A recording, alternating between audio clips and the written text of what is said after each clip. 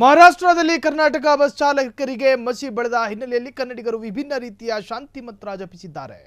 ಕರ್ನಾಟಕಕ್ಕೆ ಬಂದಿದ್ದ ಮಹಾರಾಷ್ಟ್ರ ಬಸ್ ಚಾಲಕರಿಗೆ ಹಾರ ಹಾಕಿ ಸನ್ಮಾನಿಸಲಾಯಿತು. ಕಲಬುರಗಿಯ ಆಳಂದದಲ್ಲಿ ವಿಶೇಷ ಕಾರ್ಯಕ್ರಮ ನಡೆಯಿತು. ಮಸಿ ಬಳಿಯೋದು ಮಾನವೀಯತೆ ಅಲ್ಲ, ನೀವು ಮಸಿ ಬೆಳೆದ್ರೆ ನಾವು ಹಾರ ಹಾಕ್ತೇವೆ.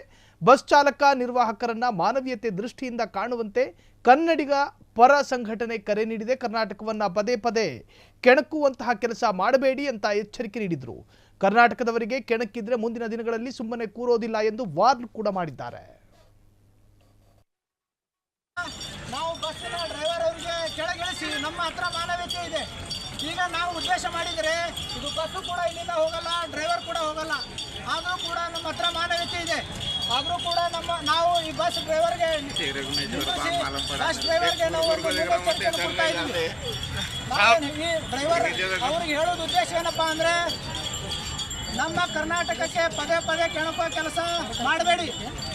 ಈ ಥರ ಮತ್ತೊಮ್ಮೆ ನಮ್ಮ ಕರ್ನಾಟಕದ ಬಸ್ಗಳಿಗೆ ಹಾನಿ ಉಂಟು ಮಾಡಿದರೆ, ನಮ್ಮ ಡ್ರೈವರ್ಗಳ ಮೇಲೆ ಹಲ್ಲೆ ಮಾಡಿದರೆ ನಾವು ಸಹಿಸಲ್ಲ. ಇದೊಂದು ಮಹಾರಾಷ್ಟ್ರ ಸರ್ಕಾರಕ್ಕೆ ಮುನ್ನೆಚ್ಚರಿಕೆ. ಹಾಗಾಗಿ ಈ ವ್ಯವಸ್ಥೆಯನ್ನು ತಾವು ಸುಧಾರಿಸ್ಕೋಬೇಕು. ನಮ್ಮ ಹತ್ರ ಮಾನವೀಯತೆ ಇದೆ. ನಾವು ಹೂವಿನ ಹಾರ ಹಾಕೋದ್ರ ಮುಖಾಂತರ ಅವರಿಗೆ